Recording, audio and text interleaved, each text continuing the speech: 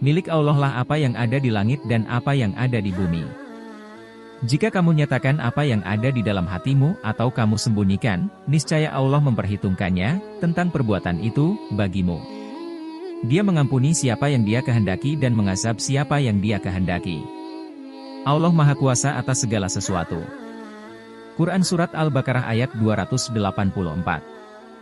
Dari segi waktu atau tempatnya, siksa atau azab dibagi menjadi 3 bagian, yakni siksa dunia, siksa kubur dan siksa akhirat.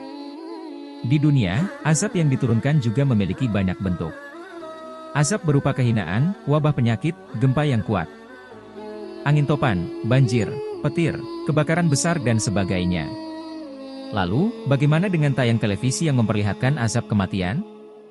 Mungkin patut dipertanyakan kembali mengenai kebenarannya, karena sering sekali menyajikan kisah yang janggal di luar nalar manusia. Karena dalam Islam hanya ada 3 perbuatan dosa yang akan Allah balas langsung di dunia. Pertama, durhaka kepada orang tua. Allah Subhanahu wa Ta'ala telah memberikan hak atas kedua orang tua kita untuk dihormati setelah kita menyembah kepadanya. Kemurkaan Allah juga bergantung pada murkanya orang tua. Rasulullah Shallallahu Alaihi Wasallam bersabda, ada 2 pintu amalan yang disegerakan balasannya di dunia, yaitu kezaliman dan durhaka pada orang tua. Hadis riwayat Hakim. Balasan atas dosa kita kepada kedua orang tua akan semakin disegerakan manakala orang tua yang dizalimi mengadu kepada Allah. Doa yang mustajab tersebut akan menembus langit dan akan diamini oleh semua malaikat sehingga Allah pun mengabulkannya. Rasulullah Shallallahu Alaihi Wasallam bersabda, 3 doa yang tidak tertolak, doa orang tua, doa orang yang berpuasa dan doa orang yang terzalimi. Hadis riwayat Baihaqi. Kedua, berzina. Perbuatan selanjutnya yang dirasakan langsung balasannya di dunia adalah berzina. Berzina dikategorikan dalam dosa besar dan Allah sangat membenci perbuatan ini. Allah akan melaknat setiap langkah pelaku zina yang dengan sengaja melakukannya. Allah akan menutup setiap pintu rezeki bagi mereka yang terus melakukan zina dan tidak bertaubat.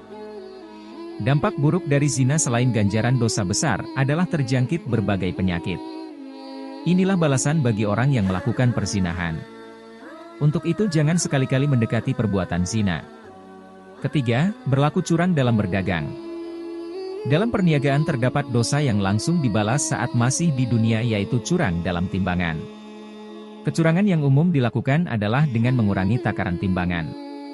Perbuatan ini akan langsung disegerakan balasannya di dunia. Balasan yang akan diterima adalah musim paceklik yang berkepanjangan, ketidakbahagiaan hidup dan juga dizalimi oleh sesama pedagang.